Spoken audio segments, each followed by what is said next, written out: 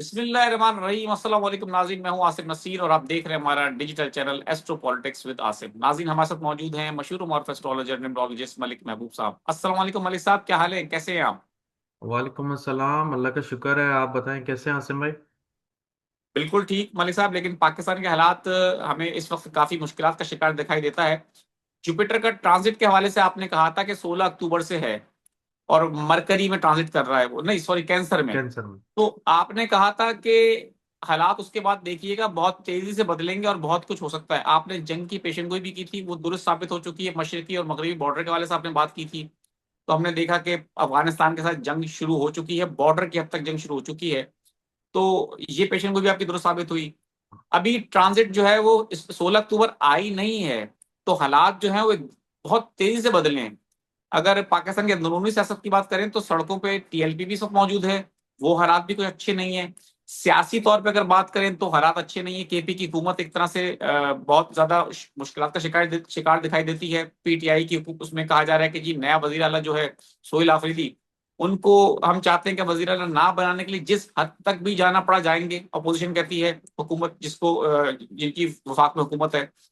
तो अंदरूनी तौर पे भी हालात कुछ अच्छे नहीं है, बैरूनी तौर पे भी अच्छे नहीं है। भारत अलग धमकियां दे रहा है, कहा जा रहा है कि वो भी कभी भी हमला कर सकता है। अभी 16 अक्टूबर आई नहीं है, आपने तो कहा था कि 16 अक्टूबर जब आएगी उसके बाद देखिएगा हालात मजीद खराब होंगे। पेशेंट को तो दुरुस्त साबित हो गई, लेकिन इससे ज्यादा आपको लगता है कि हालात खराब होते नजर आ रहे हैं आपको?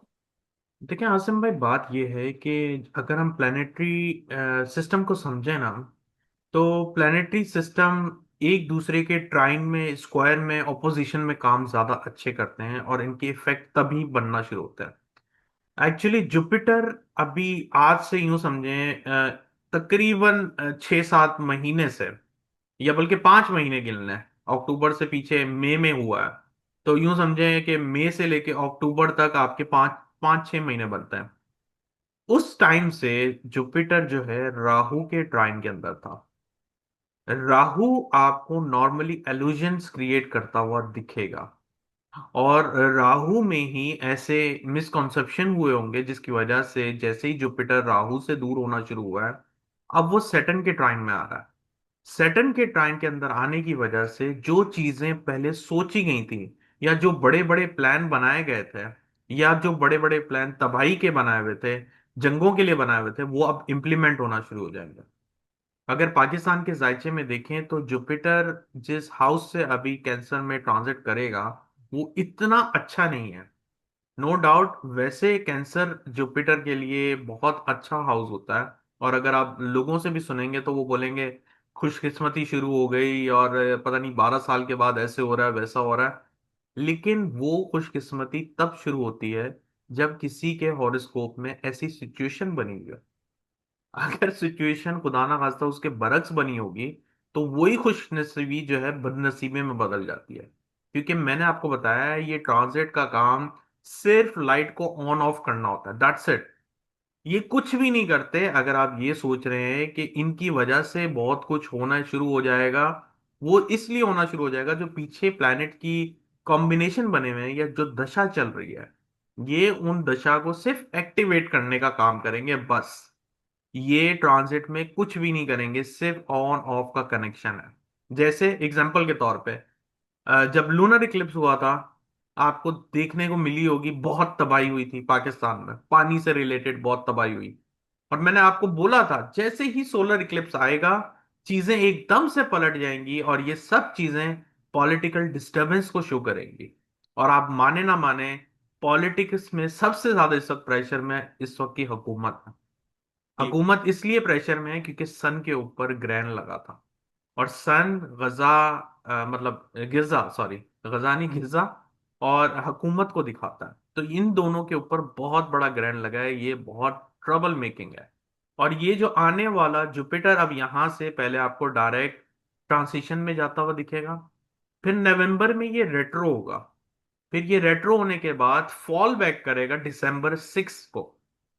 जब ये 6 दिसंबर को वापस पिछले हाउस में आएगा, वो टाइम और भी क्रिटिकल सिचुएशन शो करता है।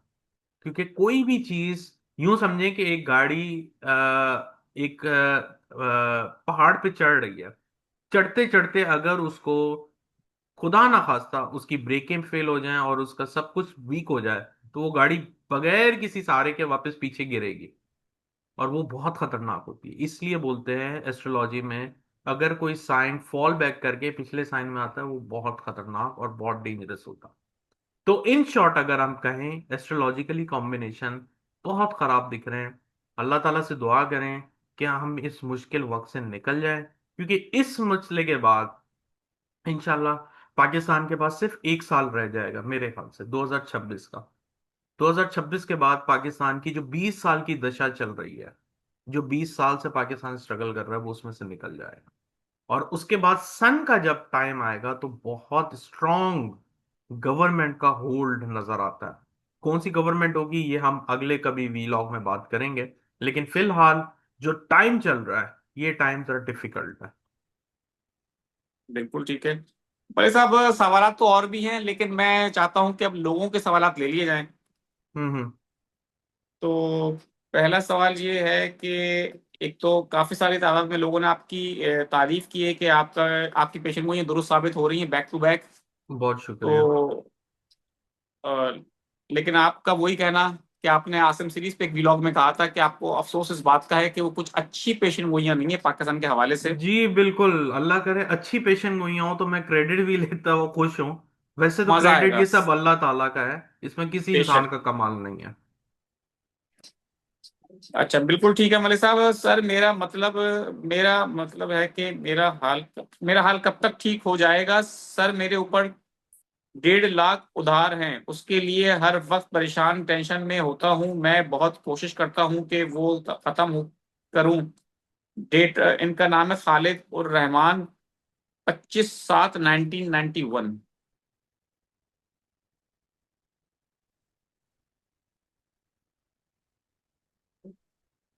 आप इतना परेशान नहीं हो जाएगा सर, टाइम लगेगा, लेकिन 2 साल में इंशाल्लाह आप बिल्कुल सेटल हो जाएंगे। लेकिन आप बाहर जाने का सोचें, बहुत अच्छा कॉम्बिनेशन है आपके बाहर का। बिल्कुल ठीक है। 5 मई 1989, किसी कारोबार के सिलसिले में या कोई और काम है जिसके सिलसिले में वो बाहर जाना चाहती हैं? गालिबन मलिहा नाम है इनका। मेरे ख्याल से हमने पहले भी इनका लिया था पता जी। नहीं, उनका बट डिटेल में मुझे आया है अभी, कि बता। हाँ। जी मुझे अभी जाते हुए नजर नहीं आ रहा। जायचे देखना पड़ेगा, नंबर्स में कुछ भी नहीं है। 30 जून 1950, मोहम्मद इलियास साहब हैं, पूछ रहे हैं कि हालात कब ठीक होंगे। अब हालात पता नहीं, उनके फाइनेंशियल हालात पूछ लूंगा डेफिनेटली। फाइनेंशियल हालात इंशाल्लाह अगले साल से बेहतर हो जाएंगे। पैसे को सेव करना सीखें, वो आपके लिए जरा चैलेंजिंग है। बिल्कुल ठीक है। अ,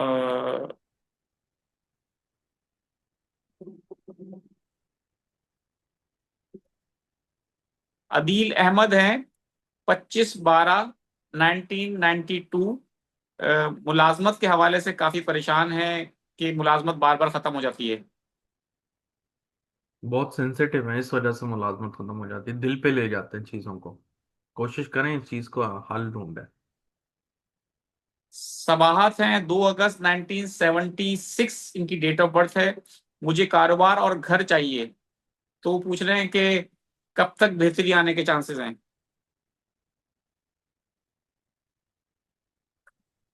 अभी लगेंगे 3-4 साल। मोहम्मद वकास हैं, 27/10/1997 इनकी डेट ऑफ बर्थ है। वो जानना चाहते हैं कि उनके मसाइल जो हैं वो कब तक हल हो सकते हैं, फ्यूचर के हवाले से बता दें। ये साल बहुत अच्छा है इनका, अक्टूबर से बहुत अच्छा टाइम शुरू हो रहा है इनके लिए। इनको मेहनत करनी चाहिए, इनके हल हो जाएंगे मसला। बिल्कुल ठीक है। 23/11/1979 लिखा है गालिबन उन्होंने, 1979। अदील नहीं, आदिल आदिल अली नाम है इनका। और हम्म। कारोबार के हवाले से पूछ रहे हैं कि उसमें खासा नुकसान हो चुका है। तो वो पूछ रहे हैं कि ये मामला कब तक बेहतर हो सकते हैं। टाइम लगेगा, बहुत ख्याल से करें कारोबार वगैरह, धोखे होने के बहुत ज्यादा चांसेस हैं। बिल्कुल ठीक है मलिक साहब, बहुत बहुत शुक्रिया हमें वक्त देने के लिए। नाज़रीन, यहाँ हमारे वीलॉग का वक्त खत्म हुआ। मुझे और मलिक महबूब साहब को दें इजाजत। अल्लाह हाफिज।